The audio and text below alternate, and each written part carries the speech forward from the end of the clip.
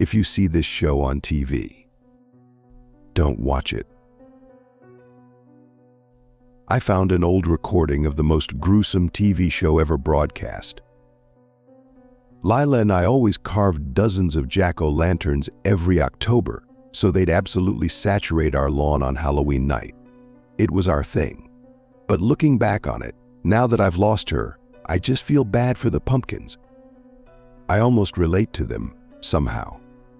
The way they were carved up had everything of substance inside of them torn out and left as hollow, rotting shells with forced smiles. Needless to say, I didn't cope with her death well. I didn't want to cope with it. I wanted the world to drown in the black sludge of my grief.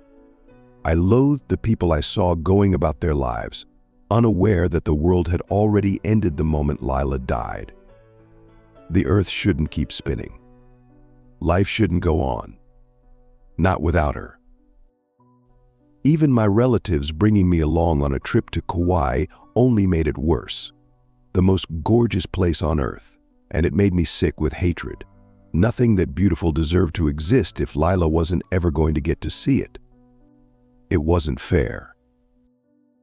I thought I'd never enjoy or care about anything again. Then I discovered media preservation. It started with taking some of Lila's old VHS tapes to a video repair place to fix some issues with the footage before it's digitized. The job fascinated me. In a universe based on entropy, where everything inevitably fades away and is forgotten, restoring something lost is like snatching it from the jaws of death, right?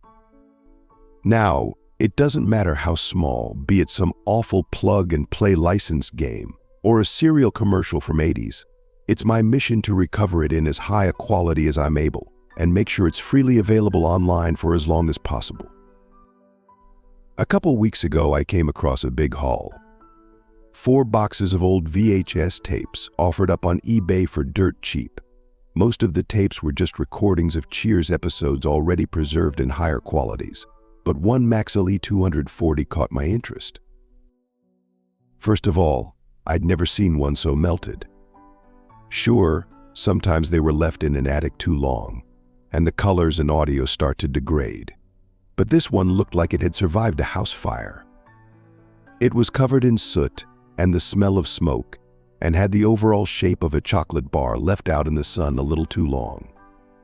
Second was the label, which read in neat Sharpie, Episode 4,679,329, Mars 8 year 2035. The casing was so disfigured, I had to bust it apart, just pull out the tapes and respool them in a fresh cassette.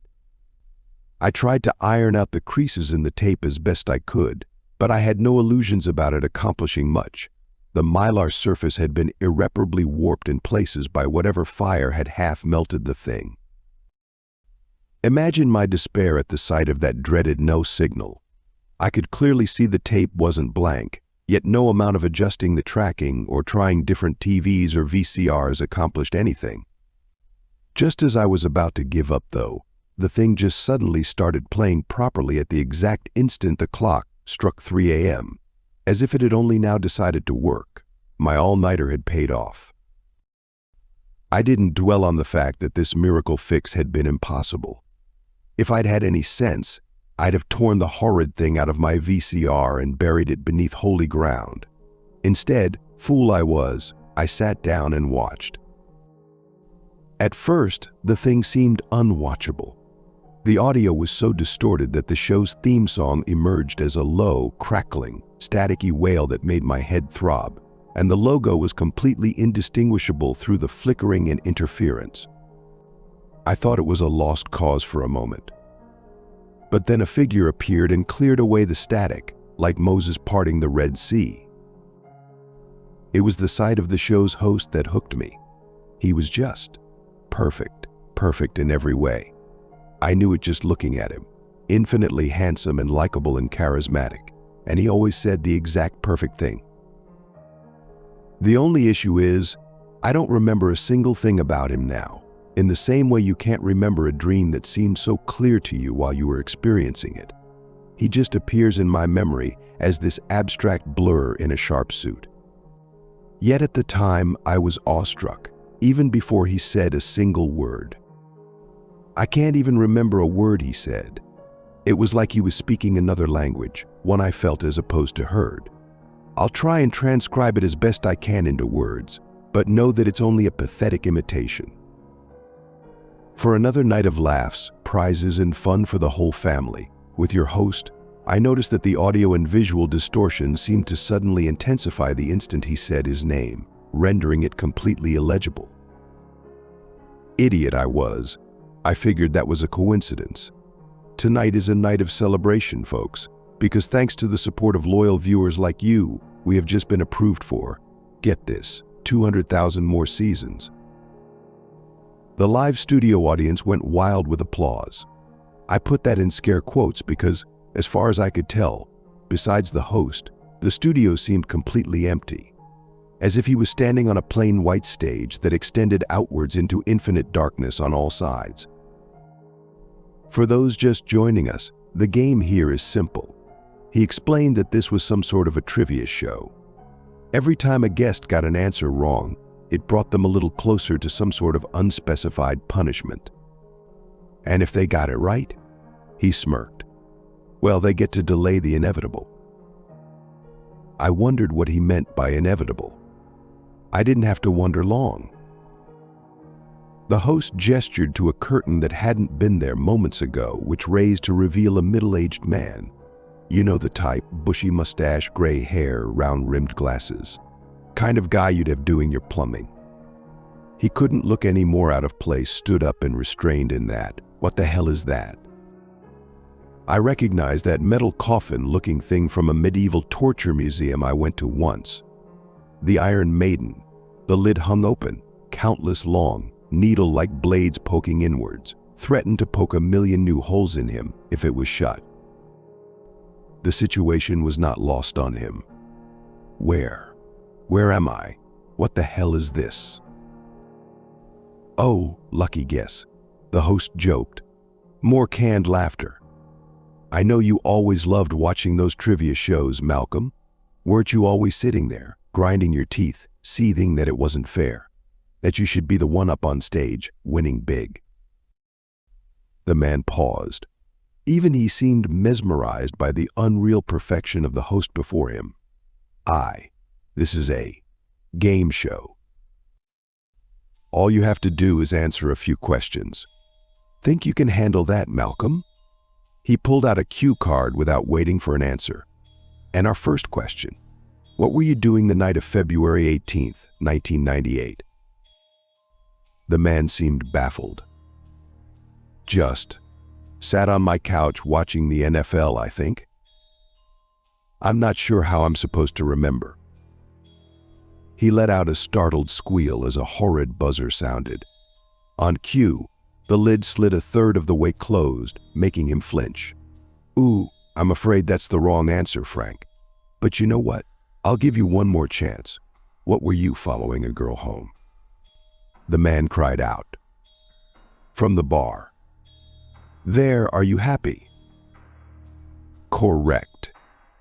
The canned audience began cheering. Such honesty. Now, our second question, just what were you carrying while you followed her?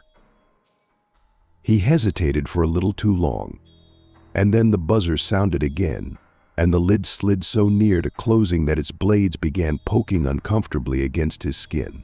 He tried to press himself against the back of the maiden, as well as his restraints would allow. Okay. A knife. If only you'd said that just a second earlier. Another big question. Our third question, why Malcolm? Why did you do it? That set Malcolm off. He started thrashing, clawing, screaming. Let me out of this thing, you maniac. You can't do this to me. Do you know who I am? Is this some sort of sick joke? My lawyers will have your head for this, you.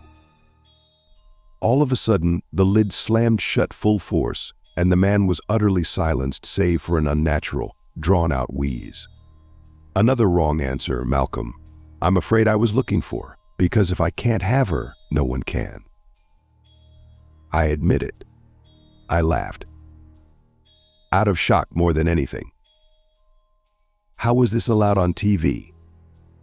I took it as some sort of dark comedy show, and it was kind of satisfying to see that freaky character get his comeuppance. Still, there was something unnerving to me, seeing the man's eyes through the openings in the maiden, wide and red and terrified. They just looked a little too real. But the maiden disappeared as quickly as it came, before I could dwell on it too much. Oh, envy. Definitely one of my favorite sins. More laughter. Stay tuned, folks. We've still got a night of fun and games in store for you. But first, how's about a word from our sponsors? Cut to a corporate logo which I again couldn't recognize.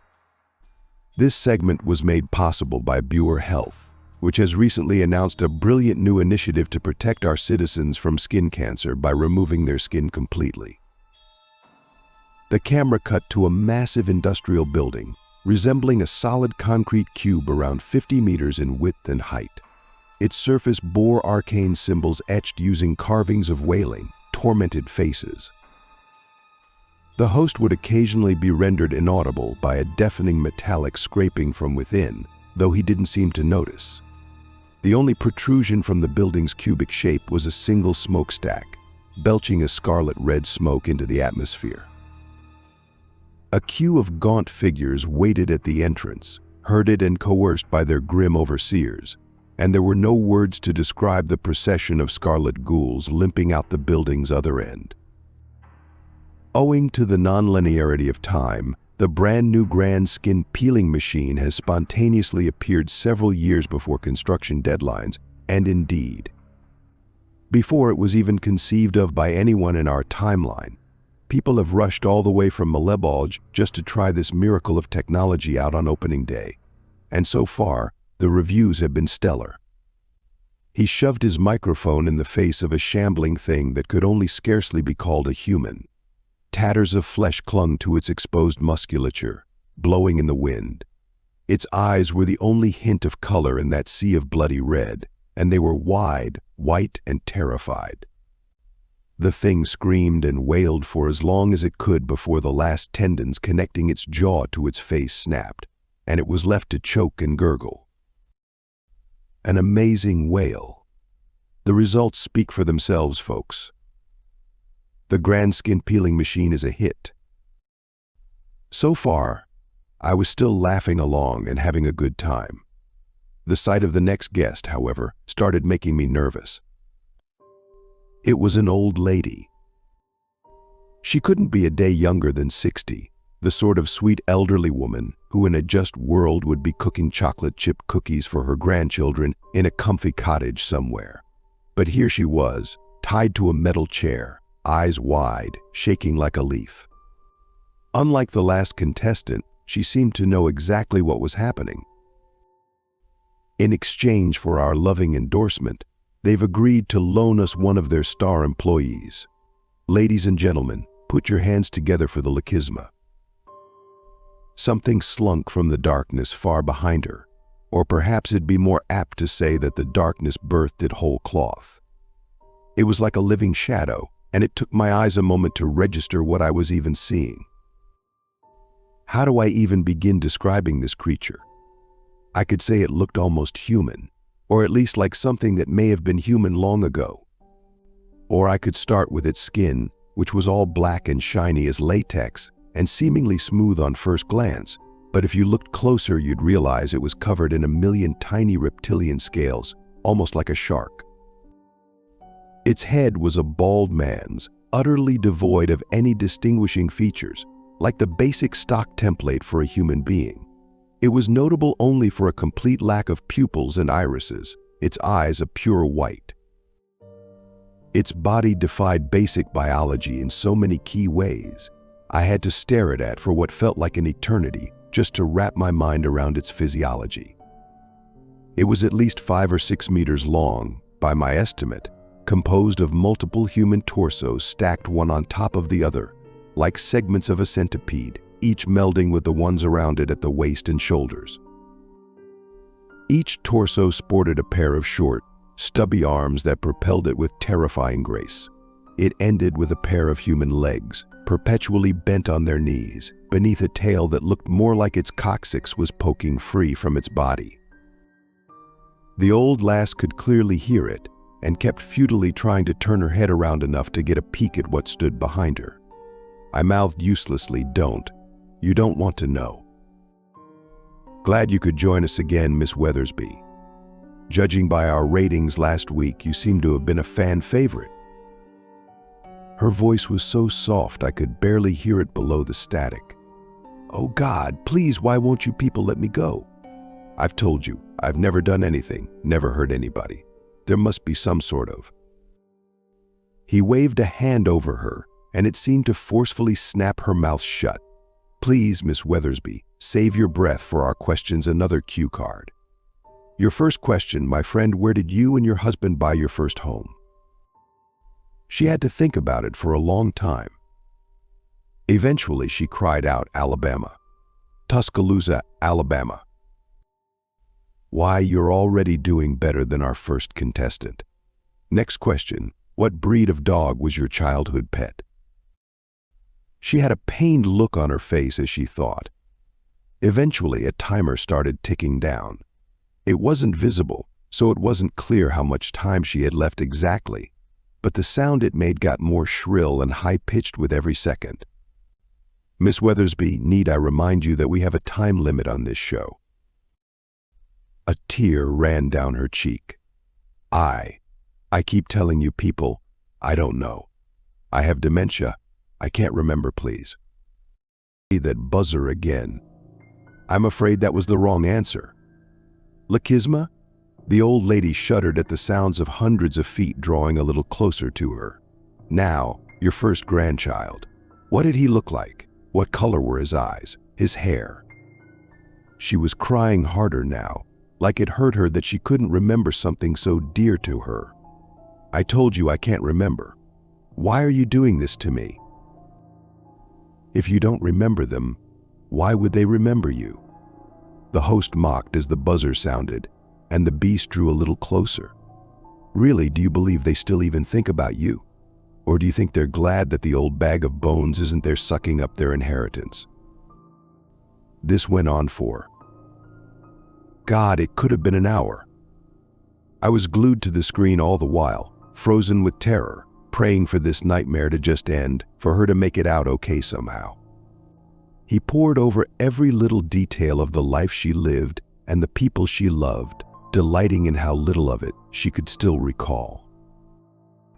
And the thing grew closer and closer, until she finally felt multiple pairs of hands resting upon her shoulders. The thing was looming over her now, and a long black tongue a few feet in length emerged from its mouth and ran trails of dark saliva over the back of her head.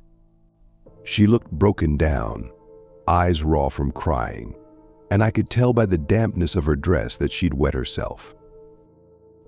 "Now, Miss Weathersby, our time here has been fun, but I do believe it is time for our final question.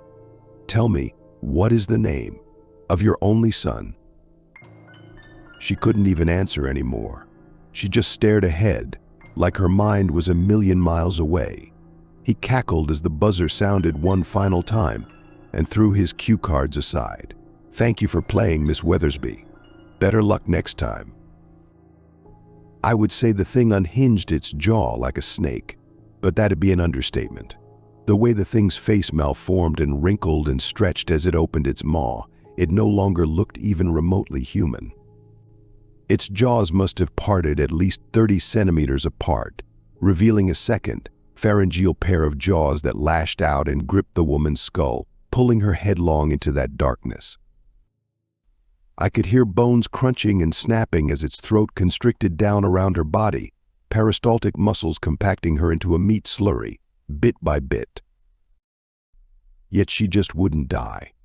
Even as her skull and upper body were already crushed and compacted, organs and muscles pressed into mulch, she still kicked her legs, twitched her fingers, let out a gurgling that must have been some attempt at screaming. She was squirming even as the beast snapped its jaw shut around the last of her, condemning her to whatever torments awaited her inside the creature. And all the while, that horrible laughter. Don't worry, folks. She'll be back next week. And the next. And the next. I wasn't having fun anymore. In fact, I had to turn away and fight the urge to throw up. I stood, about to turn the TV off, and then I heard something. "Don't touch that dial now," I froze. There was something chilling about the way he said that, staring right into the screen as if reacting to what I was doing. I hated that grin on his face. The real show is just beginning. And with the barely restrained excitement of a child on Christmas morning, he yanked back another curtain, and I recognized everything. I recognized that crappy bootleg knockoff Always Sunny in Philadelphia jacket that was so gaudy and terrible it instantly became her favorite thing in her wardrobe. I recognized those subtle hints of slight acne she disguised as fake freckles. I recognized the way her gray eyes would remind me of those overcast mornings at the beach at Hilton Head and pointing out all the cannonball jellyfish washed up on the sands. I recognized that tattoo of the name Rocky, how I'd held her all night long as she cried into my shirt after her childhood cat had died. It was Lila. I shuddered, gasped, fell from my seat as if I'd been punched in the stomach and the air had been knocked out of me. I couldn't breathe. This couldn't be real. I was dreaming right now. I must be. I just had to wake up. But I couldn't wake up. Nothing I could do dispelled the sight of her curled up in that thing. That bronze statue of a bull, horns jutting on either side of a head that roaring silently up at the heavens, all while the love of my life was locked in its hollowed-out belly, visible only through a pane of glass. I could hear her cry out in shock at where she'd found herself, and every whimper felt like it drove a knife through my chest. The host soaked in the moment. It was ecstasy for him, the suffering of it all. He stared dead into the camera like he was looking right at me as she spoke. "What is this? Where am I?" "Why, I have good news, my dear Lila. You're exactly where every American dreams of being. You're on TV." He pointed to the camera. "And we have a very special guest in the audience tonight. Your very own beloved Jackson." I shuddered, hearing my own name ooze from his fetid lips. His facade of perfection was slipping, and there was something so profoundly ugly beneath it. Her eyes snapped to the camera, confused, despairing. "Jackson? Baby? What's happening? What is this?" "I don't know," I thought, gripping the sides of the TV so hard my knuckles turned white. "But I'm going to get you out of there, baby. I'm going to find whoever did this and I'm going to bury them all so far beneath that studio." "I'm afraid Jackson hasn't joined us quite yet, my dear.